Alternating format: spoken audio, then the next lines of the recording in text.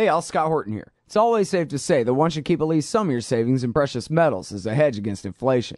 And if this economy ever does heat back up and the banks start expanding credit, rising prices could make metals a very profitable bet. Since 1977, Robertson Roberts Brokerage Inc. has been helping people buy and sell gold, silver, platinum, and palladium, and they do it well. They're fast, reliable, and trusted for more than 35 years. And they take Bitcoin. Call Robertson Roberts at 1-800-874-9760 or stop by rrbi.co. All right, y'all, welcome back to the show. I'm Scott Horton. This is my show, The Scott Horton Show. And our next guest today is Dean Ahmad from the Minaret of Freedom. That's minaret.org, the website of the Minaret of Freedom Institute, calling the faithful to freedom, advocating a free market Muslim perspective on economics, democracy, terrorism, and the Middle East conflict. And Dean, you've also been pretty active over the years with the Libertarian Party, right? Yes, I have. All right, good deal. Well, welcome back to the show. Thank you very much for joining us today. Good to talk to you again. Always a pleasure. Okay, great. So, I guess, first of all, forgive me for asking such a broad question to start off, but certainly you're well-equipped to answer it. What do you think that libertarians need to understand about the Israeli-Palestinian conflict? Well, I think that the most important thing for libertarians to understand is the context and the history of the conflict, to realize that what we're talking about is a region where Muslims, Jews, and Christians had lived side by side for a very long time.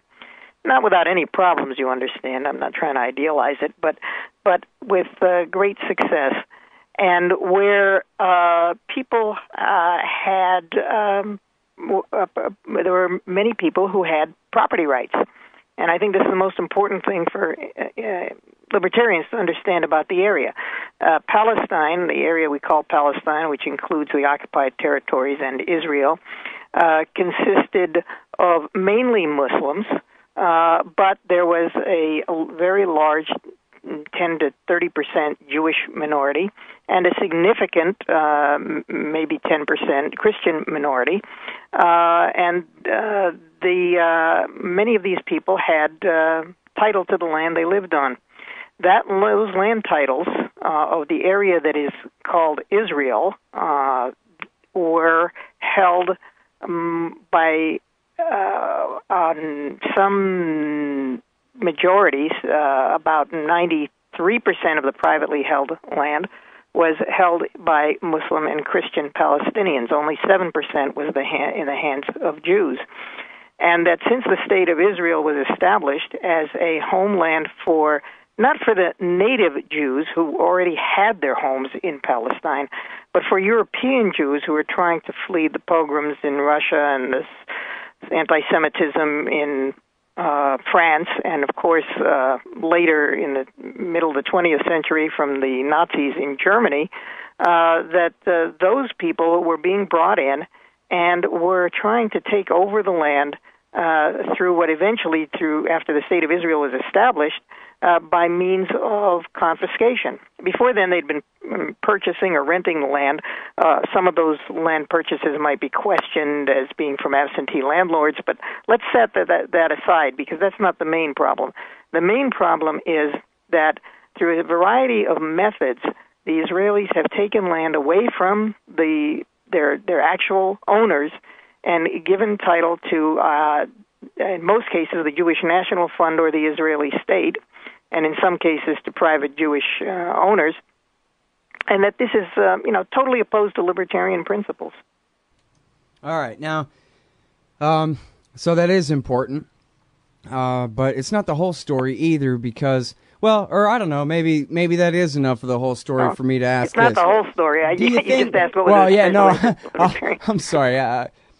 Sometimes I don't know quite how to form my questions here, but the crux of what I'm trying to get to, I guess, or what's interesting to me that I wonder if you can help solve here is whether you think that, even with that being the case, is it possible that just the fait accompli, even with the Nakba and all the rest, that Israel could possibly, they've gotten political agreement from various Palestinian authorities over the time that they could really just go ahead and get away with being Israel, at least within 67 borders or maybe 48 borders, but that the real problem comes from the occupation of East Jerusalem and the West Bank and the Gaza Strip and maybe the Golan Heights since 1967.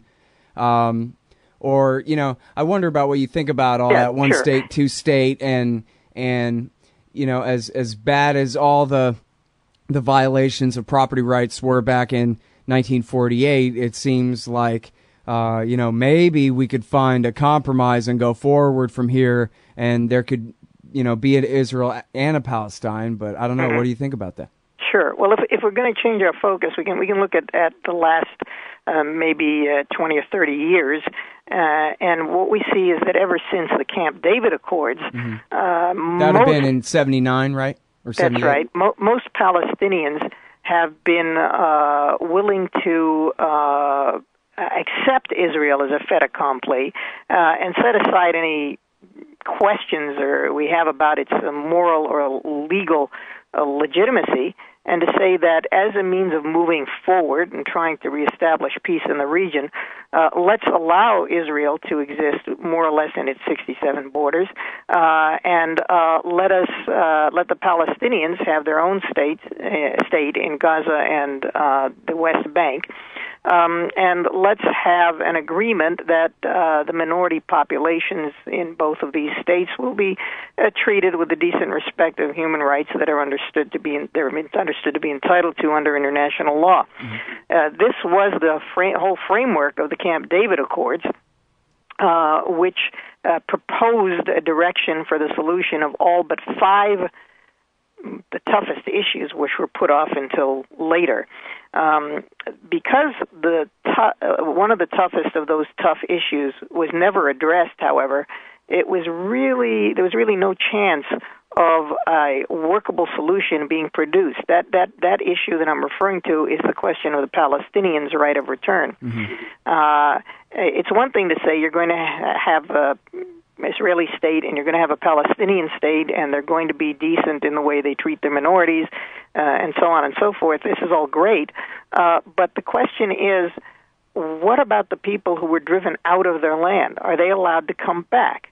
Now, the Israelis have always steadfastly and uncompromisingly held to the view that any Jew, even if he was driven from Palestine 2,000 years ago, of course, he wouldn't have been driven, his family would have driven out 2,000 years ago, should be allowed to return to Israel. But they have not been willing to allow those Palestinians who were driven out 50 years ago or 60 years ago or 40 years ago or 30 years ago to come back, or even some who have been driven out more recently from Jerusalem, to come back. But that right of return for those, certainly for those individuals who are still alive, and I would argue at least to some degree for their children, is something that's recognized in international law. It's something that the Palestinians couldn't negotiate away, even if they wanted to, and they don't want to. Yeah. Well, you know, and that really gets to the absurdity of this whole question when I, for example, am just Jewish enough where I would qualify for a Nazi camp or to make Aliyah to Israel. Otherwise, I don't really have anything to do with Judaism and never have in my entire life. But just technically speaking, I could get on the dole and all kinds of things over there. Whereas you're actually from Palestine and you have no right to go back at all. It seems to me like they had their fait accompli, and yet by mistreating and using and abusing and getting away with the occupation all this time, that now they've sort of called into question whether it's even possible at all to have quote-unquote nice guy Israel that got away with what they got away with but try to move forward in peace. Now I think more and more people are going all the way back and questioning why it is that I can live in Israel, Dean, but you cannot. It's crazy. Well, not to put too fine a point on it, but I think that the most graphic representation of the problem was when the Israelis allowed a Jewish American who had never been to Israel and who had murdered a Hispanic person out here in Montgomery County in Maryland. Real quick. They allowed him into Israel on the grounds that as a Jew, regardless of what he had... All right, I'm sorry, we got to go. Dean Ahmad, we'll be right back, y'all. Hey, y'all, Scott here for MyHeroesThink.com. They sell beautiful 7-inch busts of libertarian heroes Ludwig von Mises, Murray Rothbard, Ron Paul, and Harry Brown. These finely crafted statues from MyHeroesThink.com make excellent decorations for your desktop at work, bookends for your shelves, or gifts for that special individualist in your life. They're also all available in colors now, too. Of course, gold, silver, or bronze. Coming soon, Hayek, Hazlitt, Carlin. Use promo code Scott Horton and save $5 at MyHeroesThink.com. Oh, man. Thought that was an old picture of the Oklahoma City bombing, but no, that's from Gaza. On my Twitter feed. All right. Talking with Dean Ahmad from the Minaret of Freedom. Calling the faithful to freedom. The Minaret Institute. Minaret of Freedom Institute. And so we're talking about the Israel-Palestine issue and all that. And I wanted to be clear here real quick that I don't disavow Judaism any more than I disavow Anglicanism or whatever was from my father's side of the family or any of that. I don't believe in any of that. If I have a tribe at all, it's, Anderson Mill neighborhood skater punks, something like that. Otherwise, pretty much just me and my family is the way I look at it. So I don't have any other real allegiances than that. Other than to you guys, my audience, who try to bring good guests to talk with you about stuff. But anyway, I just want to be clear about that. And it is insane, by the way, that I have any property right in Israel whatsoever, and the Palestinians don't have the right of return. And you were mentioning this criminal, a murderer that they let in because, hey, he's Jewish, so they let in an American into Israel. These magical 2,000-year-old property rights even somehow apply to the scum of the earth as long as they're Jewish, even to murderers. And so back to the fait accompli and the maybe blowing it thing. I always thought that, if Yitzhak Rabin, if we could go back in time and Yitzhak Rabin had lived and there was a two-state thing and the international community helped all of the exiles and refugees settle at least in the West Bank and help develop the West Bank, and they were allowed to keep their water resources, whatever, that would be a raw deal, but that it would be more or less acceptable for going forward. And the politicians in the PLO have said that in the past and that kind of thing, that they're willing to stoop that low and accept it because what are you going to do? People want to live and go forward and all that. But since the Israelis have insisted on, in fact, stealing all of the West Bank and keeping the Palestinians as occupied helots in the way that they are right now, and bombing the crap out of them to death every once in a while, every couple of years, the way they do with these repeated cast lead type punishments, collective atrocities, massacres, it seems like, nope. Really, this is why Max Blumenthal and Philip Weiss and some of these other liberal American Jews have completely given up on Zionism at all. They're saying that the current occupations is basically are basically part and parcel of the existence of Israel at all. They insist that it's this way, and this is why there can't be a Jewish state. It must be a one-state solution over there where everyone just has equal rights and leave all the theocracy and ethnic identity out of it, because even if they ever could have done it, quote-unquote, right as possible, they sure as hell haven't, Dean, and that's the way I'm looking at it now. Not that I have a dog in the fight, but just looking at it from an American who's sort of stuck in this fight because my government is paying for one side to slaughter the other all day. That's the way it seems to me, is it's time for everyone to just drop the pretense of two states, since those days are over now. What do you think? Well, I think an increasing number of people are coming to the same conclusion. To me, the biggest change over the last couple of decades has not been in the relationship between the Israelis and the Palestinians. The changes there have been kind of marginal. The biggest change that I've seen has been in terms of the conversation or the discussion, the discourse about this issue within the United States. And the most important thing, you asked me earlier what's the most important thing for libertarians to understand. The most important thing for Americans to understand about what's going on, regardless of your political persuasion, about what's going on in the Middle East, is that the dispute in Palestine is not at all a religious dispute. The dispute is totally a land dispute.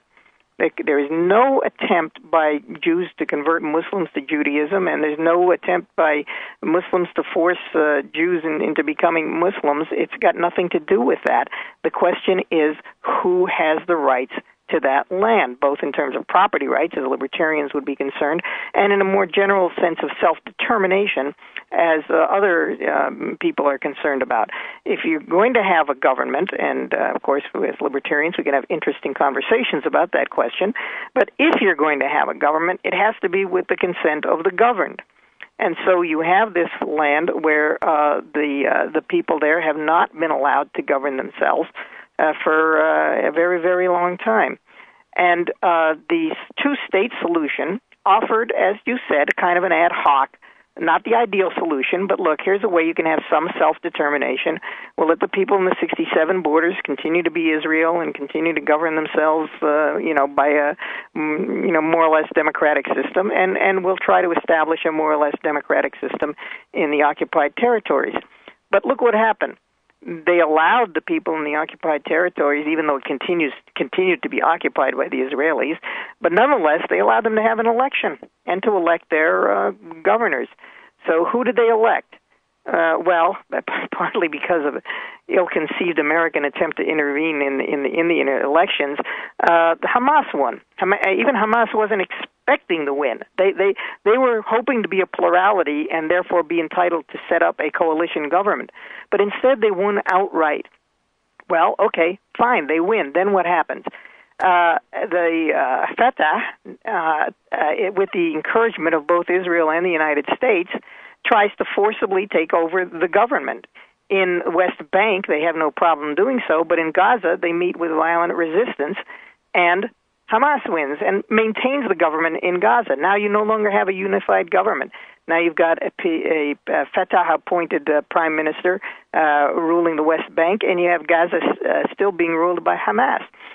What's outrageous is that you still see in the United States, I just saw a camera advertisement this morning in the Washington Post, I couldn't believe their nerve, saying that the current problem started because Hamas, despite a democratic election, took over Gaza. They're really forgetting that Hamas won the election? This kind of ignorance. And they even had a coalition, like you're saying. They didn't have to, but they agreed to have a coalition with Fatah until Elliot Abrams and Ehud Olmert and Hosni Mubarak funneled a bunch of guns to Fatah to kill Hamas with, to betray them with, only it blew up in their face, of course, and only then did Hamas end up running the whole strip. Yeah, so it's this kind of ignorance that has been the only reason that in the past the American public has sided with Israel. But what I find now for the first time, as you look at what's happening in Gaza and the reaction in the United States, it's split about 50-50. Now, some people would be depressed by that, saying, how can you have such a massive violation of common decency, let alone human rights, in these massacres, and still people are divided half and half? Well, that's a big change from 20, 30 years ago when Israel could have done the same thing and had almost unanimous support from the American public. Right. Yeah, and it seems like the internet has really made a difference, too, when you look at the polls. I know I speak for other Americans on this and my own ignorance being brought up, not with a pro-Israel narrative specifically, but just with the common narrative about the situation. And that is that we Americans are on the side of the Israelis, and you don't need to know much more about it than that. And certainly, they never explained that, back in the 67 war was the beginning of the occupation of these particular territories, and this is what it's like for the people in those territories ever since then. I know Americans used to not know that. Now they do. The younger and more online, the more they know about it, and their minds are changed. They're not going along with that old narrative because it doesn't hold up to scrutiny when you can really Google it and find out the details yourself. Well, you're right about the influence of the online media, but I think there's another element, too, that should be acknowledged. You made the disclaimer that despite some Jewish background, you don't identify as such. But the fact is, many young Jews in America who do identify as Jewish no longer feel that identity requires them to support the Israeli state, let alone Israeli policies. And what you're seeing is a dividing line between younger and older Jewish Americans where this unquestioning support for Israel is pretty much being relegated to the older generation, and younger people are becoming more and more willing to speak out, even on even on the social media. I think you mentioned Mondo Weiss. Philip Weiss is a young Jewish American who has a website with a lot of good information about what's going on in the Middle East. Stuff that you would, had a hard time finding being mentioned, other than by a handful of Jews. People like Izzy Stone and Noam Chomsky, maybe. Mm-hmm. But now things are changing. You mean? In the previous generation, yeah. Yeah, man, I'm so sorry that we're out of time. I sure would like to continue this conversation with you, Dean. Anytime. I'd be glad to. Let's try and catch up next week, then. Okay. Okay, great. That's Dean Ahmad, everybody. He's at Minaret.org. That's the Minaret of Freedom Institute, calling the faithful to freedom, Islam, and libertarianism there. Minaret.org. Thanks for listening, everybody. That's it for the show. See you tomorrow. Hey, y'all. Scott Horton here. Are you a libertarian and or peacenik? Live in North America? If you want, you could hire me to come and give a speech to your group. I'm good on the terror war and intervention, civil liberties stuff, blaming Woodrow Wilson for everything bad in the world, Iran, central banking, political realignment, and, well, everything. I can teach markets to liberals and peace to the right. Just watch me. Check out scotthorton.org/speeches for some examples, and email me, scott@scotthorton.org, for more information. See you there. Hey, Scott Horton here to tell you about this great new book by Michael Swanson, The War State. In The War State, Swanson examines how Presidents Truman, Eisenhower, and Kennedy both expanded and fought to limit the rise of the new national security state after World War II. If this nation is ever to live up to its creed of liberty and prosperity for everyone, we are going to have to abolish the empire. Know your enemy. Get The War State by Michael Swanson. It's available at your local bookstore or at Amazon.com in Kindle or in paperback. Just click the book in the right margin at scotthorton.org or thewarstate.com.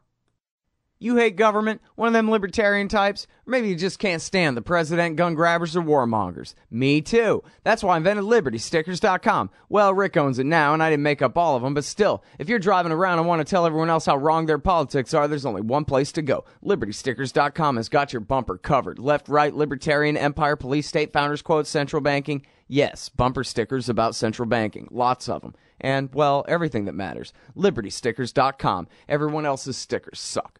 Hey, y'all, Scott Horton here for WallStreetWindow.com. Mike Swanson knows his stuff. He made a killing running his own hedge fund and always gets out of the stock market before the government-generated bubbles pop, which is, by the way, what he's doing right now, selling all his stocks and betting on gold and commodities. Sign up at WallStreetWindow.com and get real-time updates from Mike on all his market moves. It's hard to know how to protect your savings and earn a good return in an economy like this. Mike Swanson can help. Follow along on paper and see for yourself. WallStreetWindow.com.